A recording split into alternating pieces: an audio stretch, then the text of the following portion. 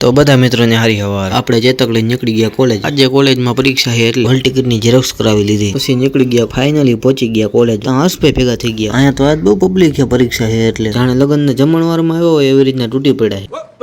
આજો આજો સિંગમની જેમ હાલો આવે। ત્યાં કુલદીપ ભેગો થઈ ગયો, 50 તોલાનો ચેન પહેરો, असली 50 तोला। ફાઇનલી પેપર દઈને બધા વેતા થઈ ગયા ઘરે। તમારા ભાઈને તો એક નંબર પેપર ગયું હો। ત્યાં બહાર આવીને અમારા ત્રણેયના ઘોડા રેસમાં ઉભા હોય એવી રીતના રસ્તો રોકીને ગોઠવાઈ ગયા। ફાઇનલી ભીડું સાથે નીકળી ગયા ઘરે જવા। પછી આવી ગયા લગ્નમાં। ત્યાં આ બધા મિત્રો બેઠા જાણે પોતાના લગ્ન હોય એવા તૈયાર થઈને। પછી નીકળી ગયા ઘરે જવા માટે। સાંજે આવી ગયા દોડવા। ત્યાં આપણા બીજા દોડવીરો પધાર્યા દોડવા માટે। ફાઇનલી ઘરે આવી ગયા। પ્રતિકભાઈનું પ્રિય કૂતરું તેમના પર પ્રેમ વરસાવવા માંડ્યું।